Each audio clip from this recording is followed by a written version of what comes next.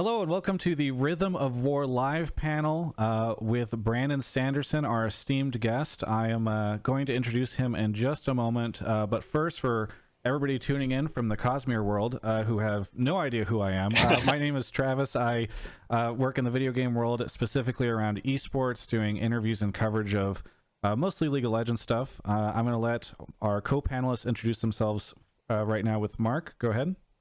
Hi, I'm Mark Zimmerman. I was a former coach for a League of Legends team, and after that I joined Riot's broadcast team, and that's mostly what I do. And I also hang out with Travis and just crash all his content, and I'm here again. Wheat? Yes, I'm also working in the video game industry in esports and also in Twitch. And I'm super happy to be here. Brandon is by far my favorite author. I am a big fan of his books, and I'm also from Nebraska. So, oh, sweet. Yes, I'm happy to be here with another Nebraskan. Are already trying to suck up. I do. Wait, let me hear some brownie points. Yeah. Brandon and I was in Salt Lake City one time. No, Brandon, do you want to go ahead and introduce yourself as well? Yeah, I am Brandon Sanderson. I write primarily epic fantasy, though with other deviations in various science fiction and fantasy realms. And I have a new book coming out next week. So yay! Yeah, indeed. So for those who are interested, here's how we're going to kind of structure today's chat. The first part of it will be about Brandon's writing, sort of general stuff, non-spoiler stuff. And then the next 15 minutes or so, we're going to talk about gaming, because this is a gaming world that we tend to work in. So very excited to learn about Brandon's gaming habits. And then I'm going to put up an official spoiler tag. And while we won't have Dawn Shard or Rhythm of War spoilers, we will have Cosmere and general spoilers. That's what we'll do. We'll round out with some questions from the chat. And then be sure to stick around, because after this, Mark and I will be interviewing the narrators, Michael Kramer and Kate Redding, for the book as well. So very excited about that. So first off, Brandon, let me just ask you, what is it like for you this release? Because I know normally you probably go tour all over the world ahead of something like this. Obviously not an option, and so it seems like you're probably doing a lot more events and calls and interviews like this. To be perfectly honest, it's been really nice. Early in my career, I loved the tours, right? I got to go all over the world. I got to meet people. I still enjoy that aspect, but as the book started to take off, the tours expanded. My early tours were really relaxed. I would get in a car with another author, usually a friend of mine, and we would drive up the West Coast to a lot of different stores and have a different signing every night. The signings would last like an hour, which was not that bad. It was really nice, and we'd have a leisurely dinner. As my signings got bigger and bigger, which, don't get me wrong, not going to complain, but the signings stopped being an hour long, and they started going 7 or 8 hours long. And so I would usually start at 6 and I'd be done around 2 at a lot of these. And so dinner options were usually a restaurant hot dog and things like that. And I would go to the books or back to the hotel, and I would crash, and then the next day get on a plane and fly somewhere else. And this, the Words of Radiance tour is where the tipping point happened. That's where I've been out for, we did 28 days on that one, and 6 days a week, and it was just grueling. And then we started adding UK tours and other things. And it started to get to where this year I had told my fans, I'm like, I'm just not going to be touring like that anymore. We're going to shrink these back to being but like a week long. And I'm going to have to put limits on the number of sign books I can sign, because we hit the breaking point where I could no longer sign all the books at a signing. Bookstores were being forced to stay open too late. I kicked out on my last tour of several bookstores and had to finish in the parking lot. Wow. And I just said, this is unsustainable. And then, coronavirus happened, which has had lots of disastrous effects. And I'm super aware of all of that. But for the tour, it just meant that I said, let's just try a digital tour. Let's just try this for the first time. And so it's a lot more upfront work. I've been spending several months signing books that we are shipping out to bookstores and things like that. But I'm not coming up to next week where I would normally be going out for 30 days. instead I get to be home for Thanksgiving and stuff like that. So I think all of us have been watching a lot of those book signings as well. And that was one of the things that interests me is like, I think you're the most accessible author in just like getting to know you. And like, I'm as much of a fan of you as the works. And obviously we're all huge fans of the works as well. And like you said, this feels like it's always been something you've done with newsletters, annotations, progress bars. Like there's just this unbelievable amount of stuff that people can get access to. So I don't think any fan's going to complain about, not having updates through tours or anything, but was that always a goal to be more accessible? Like where did the motivation come from? Was it like when you were reading, you wish authors did this, or what was all that? How did it come about? So it grew out of me in the 90s, not knowing when my favorite authors would release a book, right? Having no idea when the next Wheel of Time book was coming and how many books were in the series, was a constant source of, no one can love and hate the Wheel of Time the same way that fans of the Wheel of Time, right? And I realized as my career was starting to take off, as I was starting, I was pretty computer literate. I was pretty internet literate, right? I was, the first generation who went to college with the internet being a thing, the web being a thing, right? Like the web launched my sophomore year at college or became popularized. And so as social media started to become a thing, I realized, hey, this is something I can do. And it really befuddled some of the older generation, even the smart ones. I talked about going on tour with some of my author friends who were from a different generation from me. And we would go to these signings, these early days, and I had nowhere near the popularity that they did. But my lines would be twice as long. And they're like, what's going on? I'm like, well, I tell my fans where I'm going to be, and there aren't very many of them, but they come out when I'm in town. And that it really was, there's this tipping point that happened between 2005 and 2010, where a lot of our way that we find out about new media changed. For years in the book industry, the way you found out about new authors is you went to the bookstore and you browsed on the shelf. That's how I found new books. And that's when I was breaking in, was the primary way it still happened. That's not how it happens anymore. Now no one knows how to make it happen. But it's all organic on the internet. And I was just kind of around for that tipping point and had always wanted authors to be doing this. And so I started doing it, and it turned out well for me. Let me ask, because first off, thank you. It is amazing. Like being able to go and look at the progress bars and hear the updates that you give, et cetera. Sometimes there's like the other side of the coin on that, right? Where it's like you make yourself more accessible to fans. That means that you've got guys like me. It's like, Brandon, wouldn't it have been a better idea to do this? Or you get a lot more of that direct feedback. Is that something that you enjoy in that feedback loop? Or is there also, do you realize you are definitely open to much more of that because of kind of the way you interact with your fans? I look forward to a lot of the interactions. That specific, I wouldn't say I look forward to, but I accept as part of it, right?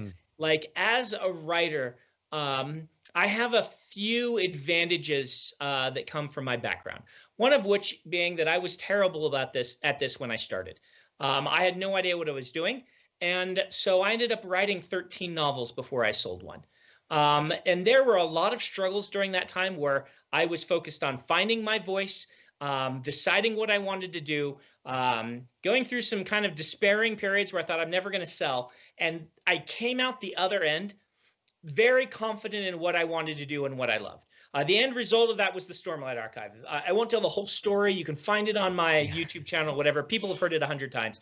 But I came through a dark period. I wrote the first book of the Stormlight, the first draft. We call it Way of Kings Prime now. And I said, you know what? No, this is who I am. This is what I do. I am proud of this. And I'm going to keep doing this for the rest of my life, even if I never sell a book. The kind of strength as a creator it lends you to be that confident that you like what you're doing, because of those 10 years of struggle and all of those doubts and things, leads me to now criticism it's in a different realm for me than I think a lot of my friends, where it's easier to take criticism, it feels like, for me than it is for a lot of people. It wasn't when I started. Man, that was hard. But because I went through all of that, now if someone says, hey, you did this wrong, I feel like I can be like, yeah, I might have. Or I can say, you know what? No, I'm confident in my vision. It's a different flavor of story than this person wants, and that's okay. Yeah. They're not wrong. They just have different taste. And distinguishing between those two things, I need to make a change. And no, I'm going to keep steady on my path because I really like how this is looking. That is something that took years to develop. And it makes me a lot easier for me to interact with fans than I think, particularly anonymous fans on the internet, than I think a lot of my contemporaries are able to do. Particularly some writers have really deep-seated imposter syndrome, which is a pernicious thing that is really difficult to deal with. And for those people, I say, don't interact in this way. You don't want things that tweak your imposter syndrome. It's hard enough to deal with without having 100 random people nitpick on your story. But that's not something that really affects me because of that lead-in time I had. Yeah. Awesome. I before we get into the gaming section, I do want to ask you as well, especially since we're interviewing the narrators after this, what has it been like for you? Because you mentioned a lot about how the industry has changed so much over the past couple of years even.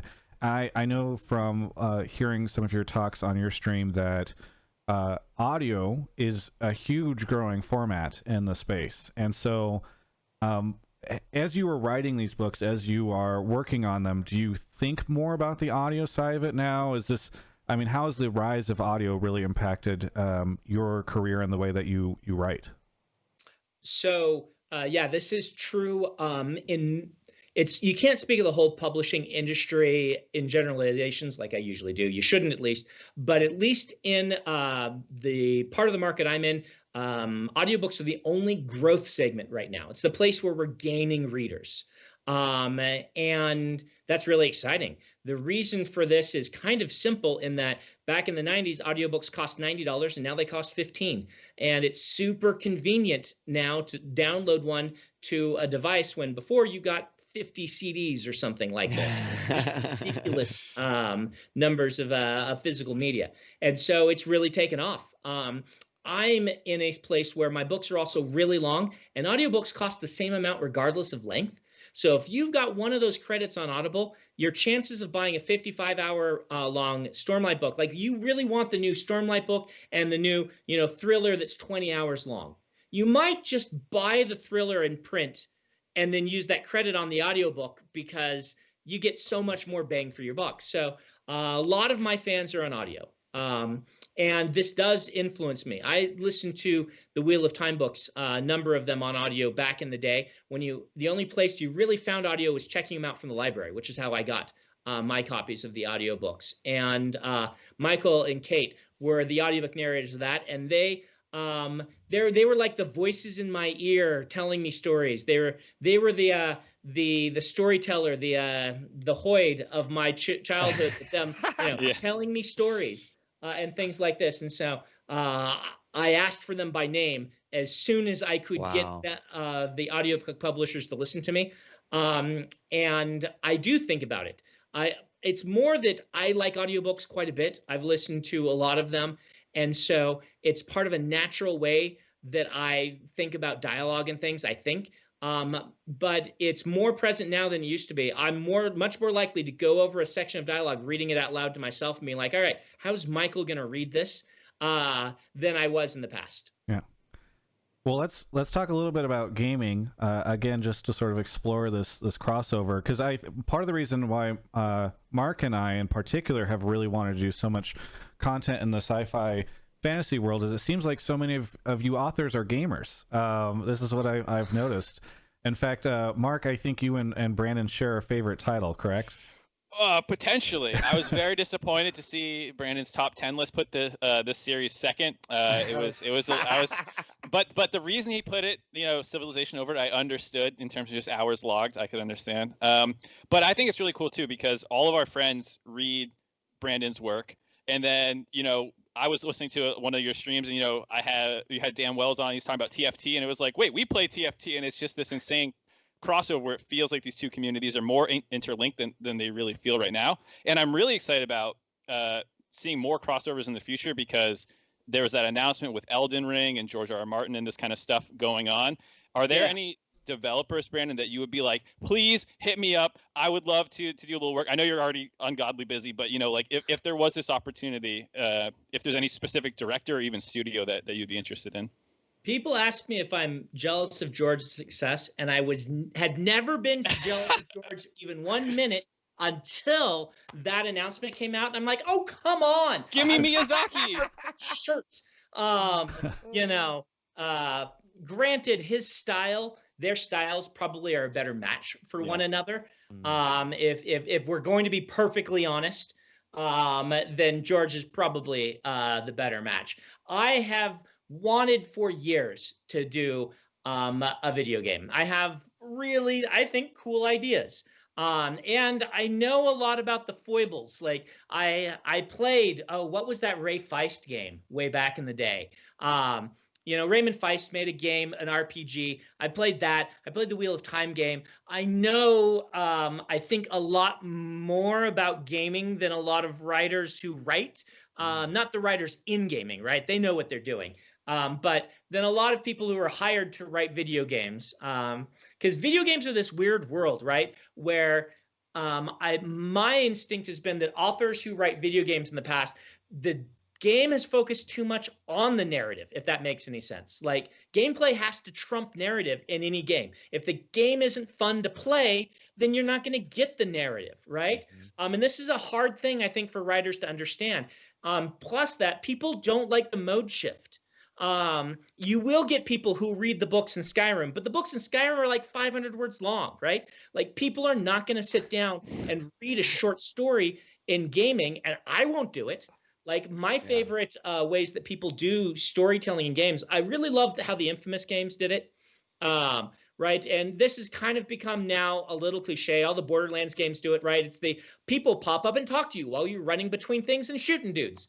But I think there's a reason that's become a cliche, because it works and things like this. And I love how Dark Souls has done it, right? Where it's like when you want to figure out the lore, you can read some of the item descriptions and things like this, and you can play around with the lore in your head, but it's never being force-fed to you. And force-feeding people lore seems like a bad way to do stories. But I've always wanted to do this. I really want to do it. I have some good friends in video games, however. Donald Mustard, who's the director of Fortnite, lives down the road from me, and I worked with him on a game series called Infinity Blade back in the day. And I know a bit about it, and boy, the gaming industry kind of terrifies me. Yeah. Lots of things about it, Me right? too. Like, I don't think anyone should ever give an author like me a game with $100 million budget. Which is the type of game we would want to make, right? Like if I were going to make a game, I'm like, well, I want something that competes with Skyrim, right? Like it's got to be on that level. And I think most developers would be foolish to give someone like me that kind of money, right? And the industry is just a very different industry. So I'm dabbling. I actually am working on a project right now with someone that I am under NDA for, but a fairly large developer, where I'm just providing for them and learning about how you write a game. They actually have writers on staff who are actually writing the game, and I'm providing the lore. And I just get to sit in the meetings and listen and find out how people write games. The big thing that's so interesting is not taking away volition from the player, which is counterintuitive to storytelling for the type of ways that I tell stories, right? And so it's a fascinating industry. I would like to do it, but I'm probably not going to even try for like 10 years until I actually feel like I know what I'm talking about, if that makes any sense. Yeah. Did you play the most recent God of War by chance? I didn't. It's on my so here's where I am right now in gaming. My children have claimed the PS4. Right? And I don't really want to go sit in the middle of all of their stuff on their couches. They are teen and tween boys. It's just not I will game on my PC, right? I've got a gaming PC, and I did not build it myself. I do not have PC Master Race cred. I just bought an off the shelf. It's not an Alienware, but something like that, right? Just plug and play high-end gaming PC. And lately, I've just been kind of working through slowly a backlog of games that I wanted to play, but was too busy to, or I didn't have a good enough gaming PC at the time to run. And so controller-based games, God of War, Shadows Die Twice, Sekiro. I haven't played either of these yet. When the PS5 comes out and my kids claim that, I'm going to steal the PS4. And then things that, like I know I can put a controller up to my computer. I just haven't ever done it. Yeah. So basically my gaming experience right now is mouse and keyboard games. Anything I can mouse and keyboard, I'm into, and stuff that I feel like I'd want a controller. And I feel like the new God of War really is a controller game from just having watched some people play it and things like that. And so that and Sekiro are like top of my list once I claim the PS4. And you're right, it is a controller game. I mean, the reason why I brought it up is I really loved what you were saying about the narrative of games, right? And such a delicate balance that is very difficult to hit. And God of War surprised me so much because for a game that is obviously so heavily, action based, you have these moments where you're traveling from place to place, and you have kind of your two companions. And it was the first time where I ever said, I don't need to get off the boat yet because I really want to hear what, this dialogue that's sort of happening in the background. So my question to you is, thinking about what you said in terms of like that perfect balance and being able to deliver a solid narrative, what is a game that you have just been like, this was amazing. Like actually the gameplay stopped for me because the narrative was so great and bringing me into it. Borderlands 2, I really liked. The voice acting added so much to that. Who they chose. I really had a blast with that one. Story-based games, but I mean, you're asking ones that I like. I really like Fallout New Vegas, but that's not the same style of what you're talking about, where the narrative is happening and you want to indulge in it a little more and experience it a little longer. So I'm trying to think of ones where, I actively, like you said, didn't want to walk away from the conversation that was happening. My favorite game story probably was Final Fantasy X. And that might be one where I didn't want the cutscenes to end. I played all the Final Fantasy games, but when voice acting means a lot to me. Right. I've found in games, if you add a good voice acting crew, a lot of people I know, 7 or 8 are their favorites. 10 is my favorite by far. And I just loved the voice acting and the characters. And I did not want the cutscenes or the dialogue scenes to end in that game. Just really, really loved it. I think the point you're saying about like player volition and like some of this stuff is also really interesting too, because like one of my favorite games in terms of the narrative was often because of the characters, and that was Divinity: Original Sin 2. I don't know if you ever picked it up, but like game. Yep. Yeah. And so like when I would save the game before the conversation because depending on what you picked, you would get totally different outcomes. And like I wonder if you were ever writing the idea that you would write this great branching dialogue path and players just like wouldn't see even maybe a tenth of like what you had written. Like, is that something that would trigger something in your writer brain to be like, no, I wrote that, they have to see it? I'm not sure because I haven't done this yet. I thought I would be okay with it. My gut instinct says, yeah, I'll be fine with that. I'm a gamer. I understand that. The ones who discover the gems, I put a lot of things in my books that aren't, there for everyone, a lot of the connections between the Cosmere. But at the same time, one of the things I can count on in a book is the emotional beats. I can know the emotional beats that a character has been through and a reader has been through when I hit them with a certain part of the story. And in a video game, you can't always be sure of that. And there's something there. Like, I like the drama. My favorite parts of storytelling are when a character arc and a plot arc intersect in a really powerful way. I often use Star Wars as an example, right? The plot arc of Luke learning to trust the Force, where the character arc of Luke learning to trust the Force, mixed with Han coming back, mixed with the drama of hitting the target and things, is just one of the most beautiful moments for me ever in storytelling. And video games, it's like, to do that, is there a way to do that where you don't force people into a cutscene, where they feel like they are having the moment while it's happening and they are part of it? And that's what I'd like to be able to do. Figure out a way where you are on board for this character moment happening, and you're going to do the thing. You're going to save the person that you want to save, and the music is going and it's coming together. And like, how do you do that while maintaining player volition? That's a fascinating topic for me, and not something I think I have the answers to, but I would love to try to make a game where that is the focus.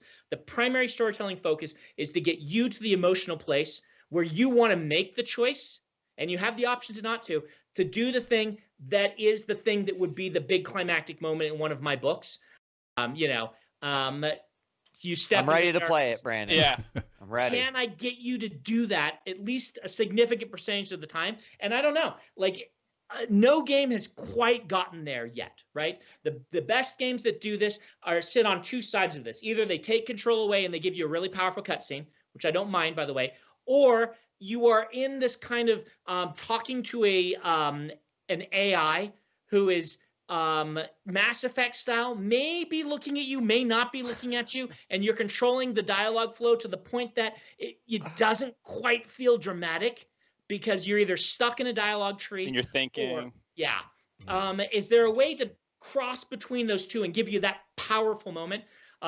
Someday I would like to try that. Sometime I'd like to try a game, but it would have to have a developer on board for doing this with me. And you have the whole Kurt Schilling fiasco, right, with Kingdoms of Amalur, Yes.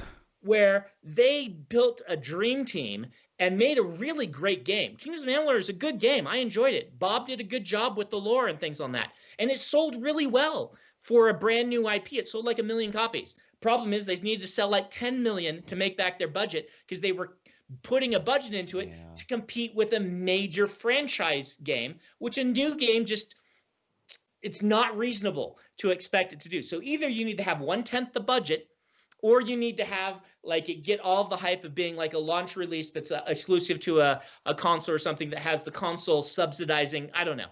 It's a really strange thing. The poor industry right now, full of big budget games subsidized by the consoles, and everybody else who has to try to compete with that, but knowing they're going to sell 1/10 of the copies, I feel like it puts a lot of the medium developers in really difficult positions. Well, before we head into spoiler territory, I have a recommendation for you, something that's less narrative, because I know you're a huge Civ fan. Have you ever played the Total War Warhammer games? Because I feel like you would really like these. I haven't ever played them.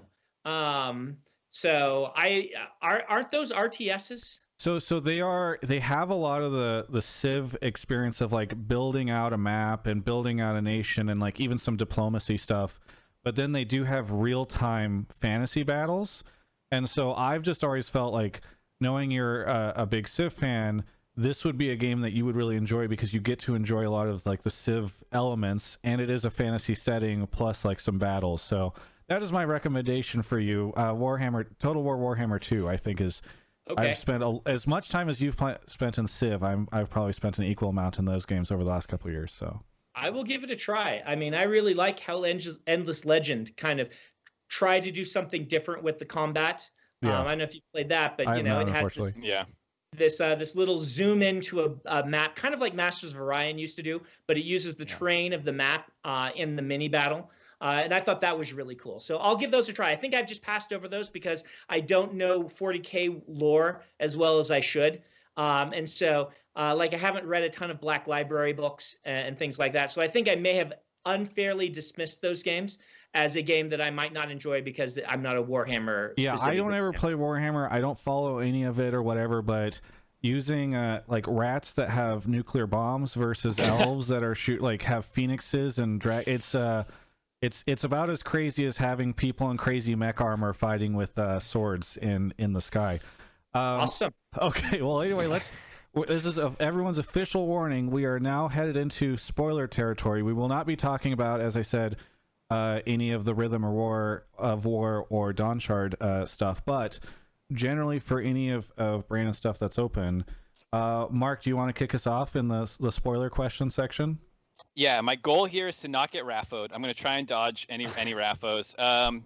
One of the things I'm most excited about with this book has been what you described as being a foundational scene that you kind of got to write, that you've been thinking of forever. And Travis and I were both following your live tweeting marathon 22K word dump that we're like, how is this humanly possible? And so I cannot wait to get to that part in the book. But what it got me thinking, in the Cosmere and in your writing, has there been anything that you've done on that level? I mean, you have huge reveals and awesome scenes all over the place, but has there been one that's been cooking for so long and then you finally got to put it on the page, or is this the first time you got to do that? No, the first one of these was Kaladin taking the shard blade at the end of Words of Radiance. That was the first really big one that I had been planning for a long time, even stretches back to some things in Way of Kings Prime that I never got to write because I never wrote the second book of that series. So that is one of those moments that just have been planned forever. Most of these are Stormlight or Dragonsteel, right? Mm-hmm. Because Mistborn did not have as long of a cooking phase. And so while there's cool moments in it, it's not like I spent 10 years planning them. I spent like 2 years planning them. And so the ones for, there's one in Words of Radiance, there's one in this book, and there's one at the end of book 5. And the one at the end of book 5, and there's one in book 10 also, but there's a bunch of them in Stormlight, the back 5. But in the first 5, we've got one in this book. You'll know when you get to it, all right? Oh. I think you will know when you get to it. And there's one in the next book that I first thought of and tried playing with an outline it was like 98 or 99. And before I even started Prime. And so, yeah, 5, after 5, we'll have a lot to talk about that moment. But you'll find one in this book too. Can I ask quickly the Words of Radiance one, the arena scene, yeah. I'm guessing? What's that? Or was it the arena scene in Words of Radiance? No, or was in Words of Radiance is Kaladin taking the shard blade when Syl speaks to him. Okay. Right? When he stands up, right? The arena scene was actually a happy accident. I knew I needed a good fight. I had one planned in there. And when I got to it, I'm like, I need to make this better. This happens a lot. The outline's like, cool fight, right? And it's like, where Adolin and Kaladin like stand up for each other is basically the idea. And I'm like, no, I need this to really work. And so I stepped back and spent a lot of time outlining that scene to really make it pop. It was one of those things where, I got to it and said, this isn't going to be good enough unless I do that. But maybe happy accident is the wrong term, but it wasn't in the original outline to play out like it did. That was developed in the moment in the week that I was writing it. Are there? Go ahead. Oh, I was just going to say really quickly on that. There are obviously a lot of very famous quotes from your series. The Arena obviously has one of those. Yes. Are there, as you're writing these things and are there moments where you type out a sentence and you're like, yeah, this one's gonna bang, you know what I mean? Like, is it like, yeah, I'm so happy I wrote this line. Is gonna end up in a high school yearbook or is it a discovery when you go into like beta readers and stuff where they're like, oh, this is sick, Originally, no. Now that I have signed so many books and I know what people ask me to write in their books, I'm more aware of it now than I was before. And so, it's partially this scene. People ask me to write Honor is Dead, but I'll see what I can do in their books. I'm like, oh, I need to be paying better attention to these scenes, these things. Like, You Cannot Have My Pain, I knew was going to resonate. And actually, when people started, they do this to me.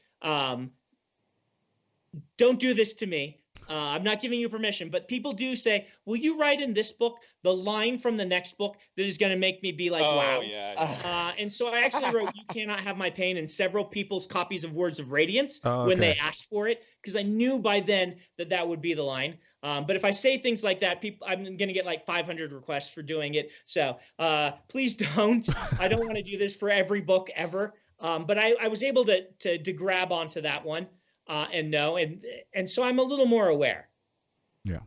I mean, to kind of go off of some of the quotes and everything, I'll be the first one to say, and I'm sure many others have said this, but in like a really, really fantastic way, these books have really like changed my life. And I think a lot of it is you have a lot of your characters going through and doing some of the things that on some level we can relate to. I mean, obviously not a whole lot, but there are so many moments where I'm just like, wow, I can reflect on this and really think about, what this means to me in my life and why this character is going through that.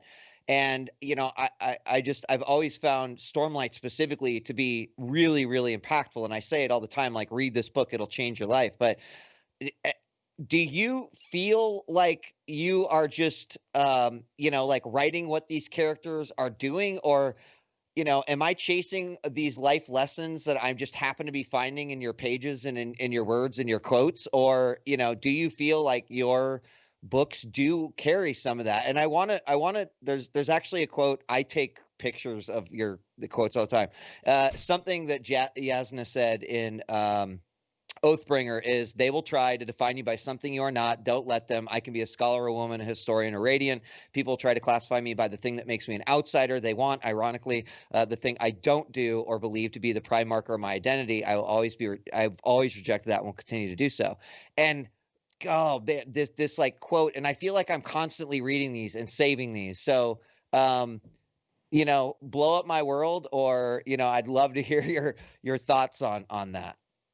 So I'm going to stretch back to the books that I read when I first discovered fantasy. For those who don't know the story, I won't go into it at length, but I was not a reader when I was younger, and I discovered books when I was in 8th grade at a time where I really needed something. And they changed my life. Anne McCaffrey changed my life, right? Barbara Hamley, Anne McCaffrey, and Melanie Ron. These were the authors I discovered, and just made a huge difference in who I was. And I've always looked back at that and said, what was it?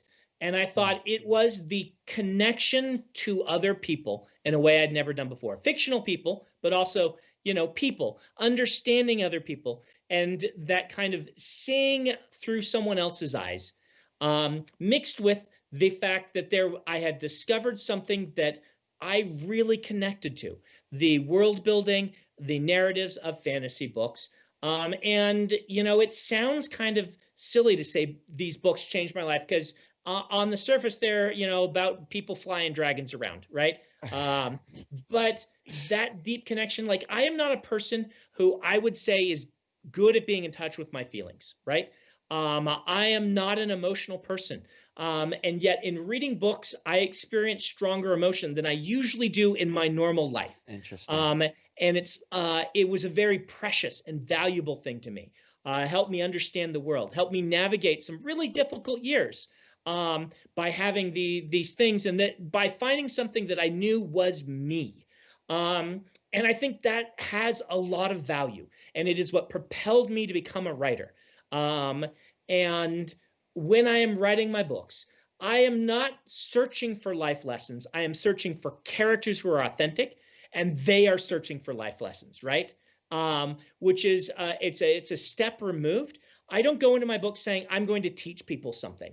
I find that the books that I read where people have obviously done that usually don't connect with me on the same level. I can still like them. I really like Narnia. Sure. I really like Pullman, and some of these people who had a definite agenda going into their stories. Nothing wrong with that. But the ones I connect to I connect to in a different way. And so, yes, I am searching for those things, but I'm searching to be authentic to that character and to have that character explain to me and the world who they are in a way that just resonates and helps me understand the world better. And that's where those moments come from. That's where lines like that Awesome. come. So I'm Thanks. there with you. I understand how that feels. It is actually a deep honor to hear that it works for people like that, because I started this because that happened to me. And I just thought, I need to figure out how people do this. I need to be part of this. And I've spent my entire life questing after that quest to be part of that. I mean, ding. because I feel like you've absolutely done it. I'm sure many people do tell you, but it's I thank you for having that impact on me and many others. I kind of have a bit of a personal question about your writing and your career. As I was getting into the Cosmere and I started to learn more about, like, oh, okay, this is connected, and then you start to do, you search online and you're like, oh wow, Stormlight is supposed to be like a 10-book series, and wait, he also has these other series. I think what is fascinating to me is very few people in life have the rest of their lifetime like plotted out or charted out, whereas I think frequently about how interesting and unique it must be to be in your situation, where you're like, you could basically be like, okay, at some point in time I will no longer be able to write anymore, and I need to do all this stuff before that point in time. So what is it like for you, kind of approaching that, knowing you have other passion projects you want to pick up, knowing that sometimes you want to play Civ for another 4 hours? How do you manage sort of this like crazy checklist that stands in front of you that will stretch your lifetime? So it's interesting. This is something I think about much more in my 40s than I did in my 30s. When I was in my 30s, there was always going to be a chance to get, this other book written, right? Now that I've hit my 40s, I'm starting to say, no, if I'm going to finish Stormlight and the Cosmere, I need to be really good at keeping to a 20-year plan, not a 2-year plan. And one of the things that's done is, like, for instance, my team and the publisher constantly push for more time, which I understand, right? Stormlight books are big books. They always say, if we could just slow down a little and take a few more months on this one, that would be, the publisher would have to pay less money because they've had to pay people, get extra crew to put the book together, right? And things like that. And they wanted me, for instance, to split Stormlight 4 into 2 volumes. And I have constantly pushed back against this very hard, saying, no, if I don't do this, and if these aren't regular, then we will not finish before I die. And I know that's only, that's hopefully 40 years in the future, right? Let's be optimistic. But I want to be done with this by the time I'm 70, right? And that requires a pretty rigid timeline. And so I've said to people, no, we are doing this. You're releasing this book this year, even though you're going to have to hire more people to work on it, because if we let this one slip, then the next one slips, then the next one slips. And suddenly it's like, well, we'll do 4 years for every Stormlight, and then 5 years. And I just can't let that happen. The other thing is, I have had to be very careful in managing my side projects. I can do them as long as I'm up to date on my main projects. And I really want to do this. This is like a goal of mine, is to get through this and make these books work. And so my whole career, I've been pretty good at being deliberate about being a writer, but now I have to be more deliberate about my side projects. You see fewer random wacky books coming out. I've moved most of that to novellas. And even lately, it's like my novellas, if I'm going to write one, I think, is there something I want to explore in the Cosmere that can help me achieve my goal more? That doesn't mean I'm not going to write wacky things in the future, but I'm much less likely to write non-Cosmere wacky things than I was 10 years ago when I wrote things like Legion or The Arithmetist or things like that. And so it's a narrowing of my focus. And I always have, every author, I think, has more projects than they can possibly write.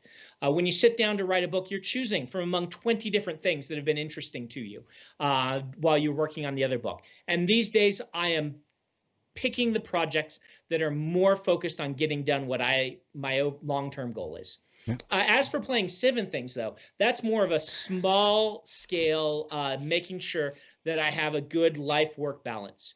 Hell yeah. It's very easy. You guys probably know this. I would assume all of you have had this. It's very easy to just keep working when you work in a creative field.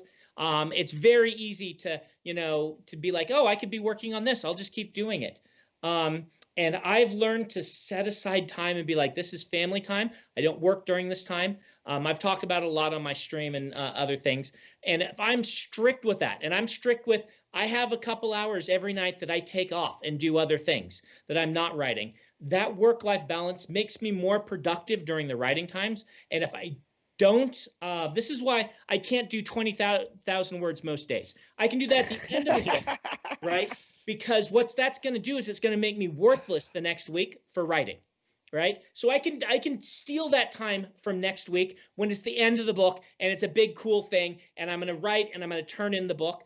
I can steal next week's time. But if you constantly are stealing next week's time, what's going to happen is you're going to get that burnout, that fatigue, the writer's block is going to strike. And suddenly, instead of, you're going to be living on borrowed time, and suddenly you're losing a ton of productivity. So I say to people, don't feel guilty playing games. Don't feel guilty reading books, watching shows. Just make a good balance, stick to your goals, hit your goals that are manageable goals, and then relax during the time when you're allowing yourself to relax. Okay, so we've got Twitch chat questions now for the final 5 minutes. We're going to try to go through some of these pretty quickly. I already know there are some that are going to definitely get read and find out. So Preservation 1 says, did Shallan manifest her shard plate in the final battle of Book 3?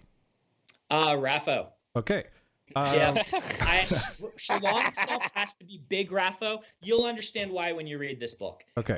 Shallan is an untrustworthy narrator. All right. Oh, interesting. Okay. Weirdo122 says, is there going to be a cyberpunk Mistborn trilogy? I have toyed with it. It's going to depend on if I'm ahead enough on things. If I am ahead enough on things, I will do an era between the 1980s and the future era. Those are cornerstones that I can't get rid of. I could or could not do a cyberpunk, a near future science fiction. It's going to depend on how things are looking once I'm around working on the back 5 Stormlight books. Cannot Have My Pain says, what can Brandon tell us about his new production company, Mainframe? So Mainframe's primary purpose right now is to create audiobooks, audio originals. This is us toying with me. So for instance, I could never get Legion, my detective series, made as a television show, which is what I wanted to do. So we are doing it as a set of audiobooks, right? Basically, I've written the outlines and we are hiring writers from like a writer's room, just like you would do in a TV show, and having them take this and do, we'll have a proof of concept, one of them. If people like it, we'll do more. But the whole goal of the audio of Mainframe is to produce some of the things that I want to make in Hollywood and I can't make by myself as audio dramas instead, and get some experience doing that. I want to ask just a really quick follow-up that, because you mentioned earlier that voice acting means a lot to me, and I am a huge fan of the graphic audio versions of Stormlight. Yep. Do you have any, do you help select voice actors and whatnot that fit? No, I don't. No. I trust them. I think that they know actors better. The thing that I do is I push hard and lean on the publisher to make those happen, because those, in the case of those, Macmillan Audio has the audiobook rights, and they could say no, but we lean on them a lot because I like the graphic audio editions existing. And so they have relented. I throw my weight around regarding getting those made. Thank you. And by the way, I should say Macmillan helped get this interview going, so I just want to say my appreciation for Macmillan. No, they've been very good at working with me. I don't have to throw around my weight very much to convince them. I just have to say, this is something very important to Brandon, and they're like, oh, it's actually important. Okay, we'll make it happen. Nice. We're running out of time. Just a couple more minutes here. One, there are a couple people who desperately want to know if Adolin is left-handed. Adolin is not left-handed. I'm sorry. I'd be lying if I said, oh yeah, sure, he's no, he's not. Okay. So a Raging Pianist asked about fiance and that's a good name. It's a great name, yes. Piano player wants to know what book. The fiance is a big fan and wants me to start on your books. Which book should you start on? You just did a video, I think, about this on your YouTube channel, right? But the short version is, if you haven't ever read any of my books and I know nothing about you, I'm going to recommend Mistborn, the first book.